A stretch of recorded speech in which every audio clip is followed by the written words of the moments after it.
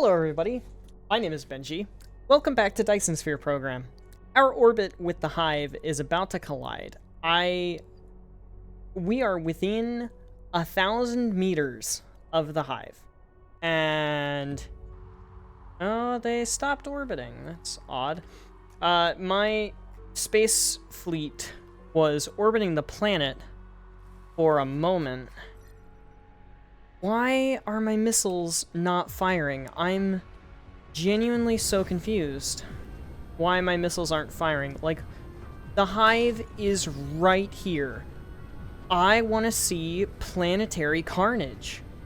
So badly do I want to see planetary carnage. Like, literally, my missiles are right here. What gives?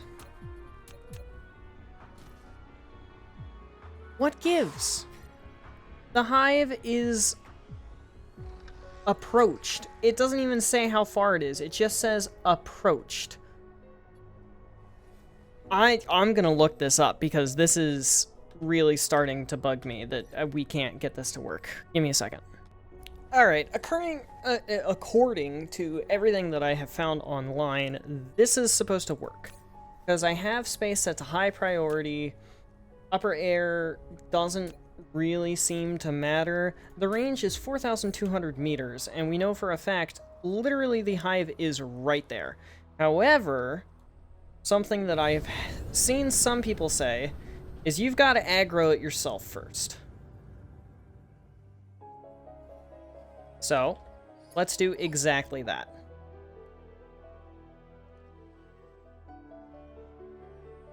And let's aggro it ourselves. Turn back toward the planet, and wow. I can't tell if it's working. There's also no sound. I can tell if it's working. It's not. Why is it not working? I don't understand. Why are you not shooting them? You should be shooting them. You have supersonic missile sets. Everything should be perfect. Pitch limit -20, -90. I don't understand. I don't get what their problem is. Genuinely, do not understand what their problem is. And I've got signal towers all the way up at the poles, so it's not that.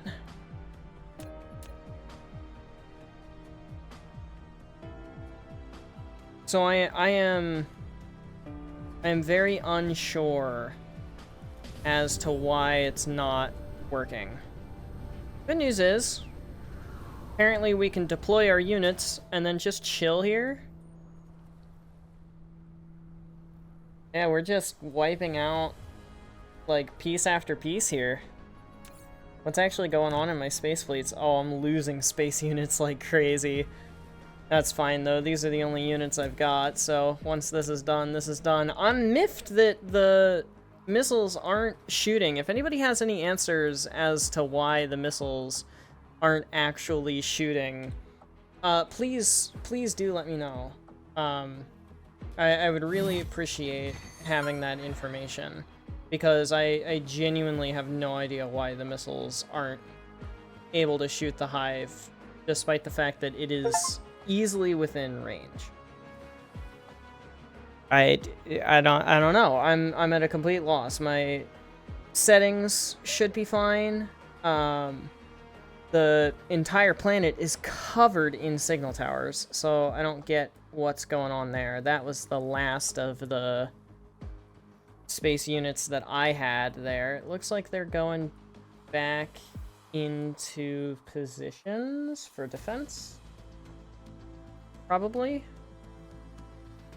Yeah, that's what's going on. They're all moving back. I thought for a second maybe they would be coming at us. No, they're going back into formation. Oh well. That's cool. To a degree, I suppose. I don't know. I'm certainly upset that they weren't able to be fired on by my planet missile systems, because like that's the entire purpose behind upgrading to supersonic missile sets in the first place.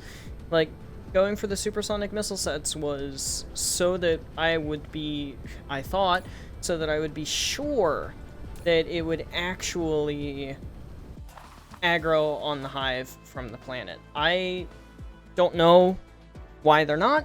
I think the settings are all fine, especially the ones that are by the mall. Like, the ones that are by the mall here are set to balanced for ground and low air, and high priority for space. None for upper air. And they've got a pitch limit of -20, -90, I don't know what that is, range 60, space range 4,200. Like, I don't get why it wasn't working there. I really don't. I don't understand. But anyway, the other thing that I want to do today, or I guess really the thing that I need to do today, is go to our secondary planet, which I was just at, and I actually came back because the orbits were coinciding, and I was expecting to see some action. We need to go to the second planet, and we need to upgrade our processor throughput, as well as some of our silica throughput stuff, because our processors and everything else, our processors and our silica crystals were not doing great. Now it seems to just be our processors that aren't doing great. So that's like the main thing of today that I want to do, is fix everything on the second planet. So I'm gonna go over there and get started, and we will see what goes on with that in a minute. What a letdown. You know what, actually, before we go off and do that, because of the fact that I'm annoyed, we're gonna go destroy the community. Just because we can. It's probably gonna threat the hive like crazy, but I don't care. I'm miffed about the fact that they just weren't working properly. I'm genuinely upset about it. So, let's wipe out the communicator. Yes, can we? Need to interact. Whoa. What? Truce? Why would I truce? Is that what this thing is supposed to be for? Is it to it? What? That's what this does?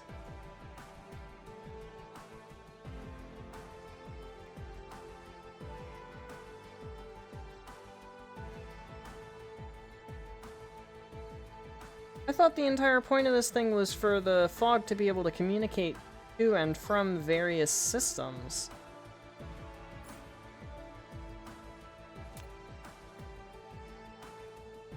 Okay. Well, sure. Alright. Back we go, then. To our other planet. Again, anticlimactic. I've really got to start looking this stuff up. We return to planet number 2 with that eye disappointment kind of lingering still, and we can actually begin to conquer this planet in its entirety rather than just having outposting, and that's going to require us to do a couple of things. Number one, I would like to expand our processor production to 24 per second. I think that is more than doable, especially if we supplement some of the silica production that's happening here with stone. And I think what I might actually do is develop some sort of a stone to silica crystal blueprint, because we don't need a whole ton of silica crystals, and then we can just divert all of the silica processing into pure silica plates, which go into our lovely processors. We have our interstellar logistics station here with our Babs and our supersonic missile sets, which apparently I did some more research, and I also posted on Reddit and asked the Dyson Sphere program community. So if you recognize me asking that post, or recognize my world in that post, hi, welcome. Now you know my Reddit. But I asked people about how they got the missile turrets to actually fire on the hive, and apparently The missile turrets will not fire on the hive itself, they will only fire on the ships, and they will also only fire on aggravated ships. It just turns out that by the time I actually got around to legitimately targeting the ships, like my ships attacking their ships, it was too late and they were too far away and the ships were getting drawn out instead of in, so it just didn't work, which is a little bit of a shame, but that's okay overall.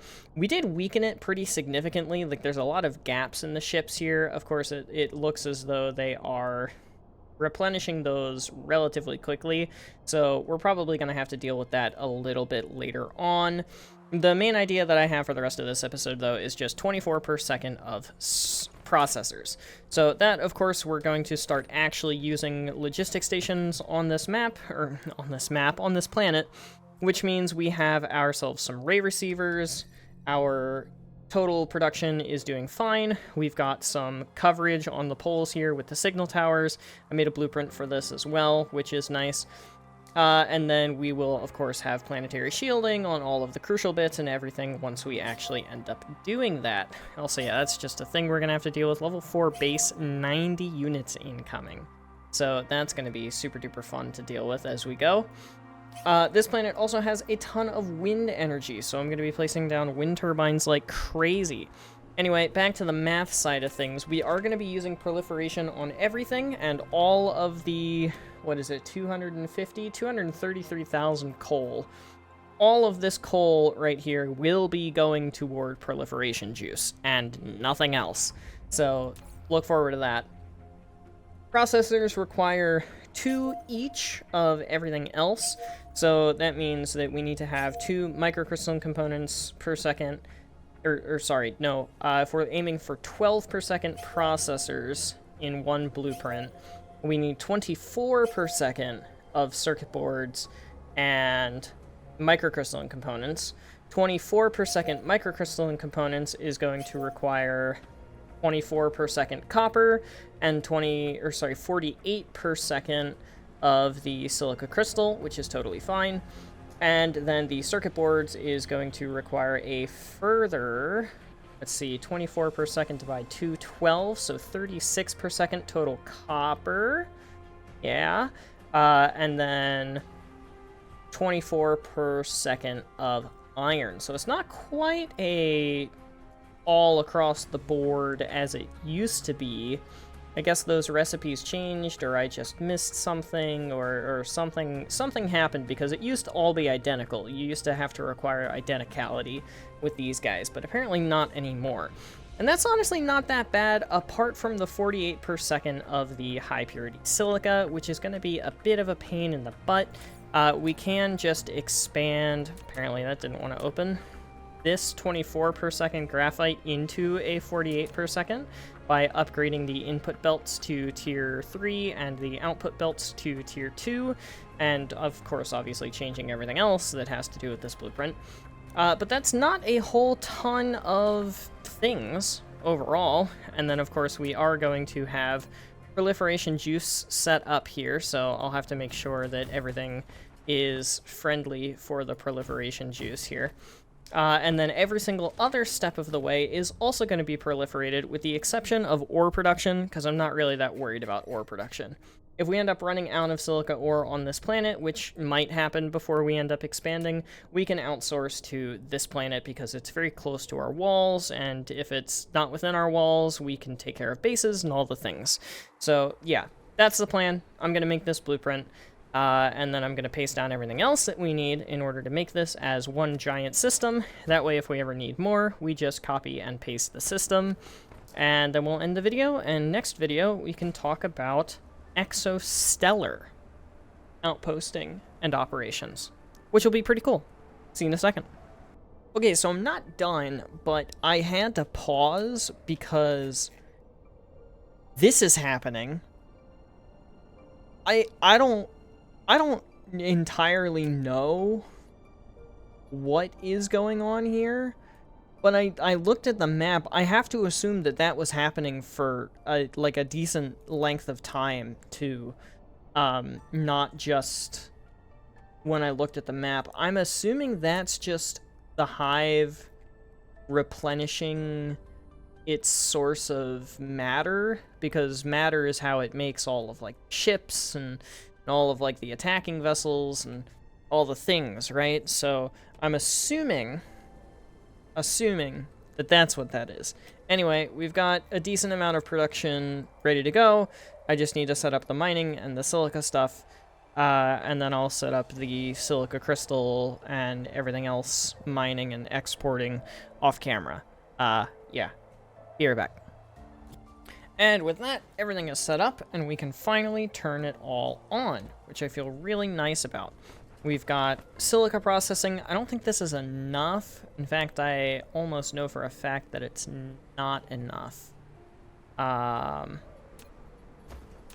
the belts are wrong. Because if each of these is... Well, no, is it 2 every 2 seconds? Whatever. Yeah, it's 2 every 2 seconds, so it's 1 every second. Which means, yeah, these belt speeds are wrong. These belt speeds are wrong. And this gives 6, 12, 24. We need 48, so I actually do need 2 of these. Like so. Also, apparently this is wrong, so that's great. Did I even set this up? Of course not, I forgot. Alright, sorry. Completely mucked that. Okay, now we can turn on the demands, because I actually remembered to go back and hook in at least one of our mines for the silica, which, I mean, we've only got 1.7 million anyway on this planet, which is literally these 2 nodes. That's one that's 1.2, and this one that is now 500. I believe this was a million and a bit prior to turning this on, so that's a fun thing.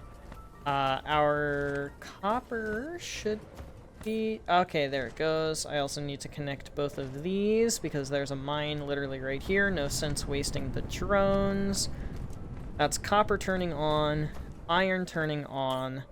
Iron and copper are coming in here for the green circuits, which this is actually double the green circuits that we need. So if we need more green circuits, all I have to do is do more copper, more silica, and then more microcrystalline components and more processors, obviously. I'd essentially have to copy this top part and then these 3 smelting arrays. Also, yeah, I've just got some background research going to improve the mecha a little bit. Obviously, green circuit smelting. Let's go on ahead and hit demand for both of you. Demand for both of you. I didn't realize I hadn't done that. And then demand for both of you as well. And that'll actually also be demanding from the current production, which is totally fine with me. We're good on power at the moment. All the microcrystalline components are working as intended, which is super duper nice to see. And then, yeah, they're all going around and going into the center. Apparently, I don't have these set up as an output. Alright, there we go. Now it's set up as an output. Look at those drones go. So now, essentially, what I'm going to do off camera from here out is going to be establish some more mining, re-establish the interstellar logistics stations so they're in a little bit more of an opportune area and not taking up prime real estate. I'm going to tear down the walls, and I'm actually going to copy this a second time on the other side of the planet, up, actually, right next to the coal. That makes that easy. And we're not burning through coal too quickly, in all honesty. So I'm not too upset about how fast the coal is going down for our proliferation. And we don't even have a full storage of proliferation yet, so that's going to be perfectly fine. This should last us until we can expand out. But that is going to be it for this episode. I'm just going to literally establish, like, titanium smelting somewhere. I'll probably end up designating this copper and this titanium, or another adjacent copper and titanium of some kind, to be making ammunition, because we've got our ammunition demand here. And with that ammunition demand, we can have a lot of really good things, and some just pretty automated defense. Of course, I'm not really worried about having the actual Gauss turrets on this planet anymore, because we're not going to have to worry about ground units, but it's good to have regardless. But yeah, that's going to be it for this episode. So thank you everybody so much for watching. I hope you have enjoyed. But without further ado, adios, sayonara, au revoir, hasta la vista, das vidania, wiedersehen, ciao, and goodbye. Well, that's great. Please have yourselves a fantastic rest of your day. Get some sleep if you need to. Don't forget to stay hydrated. This video is in the bag, and I will see you guys in the next one. Later, y'all.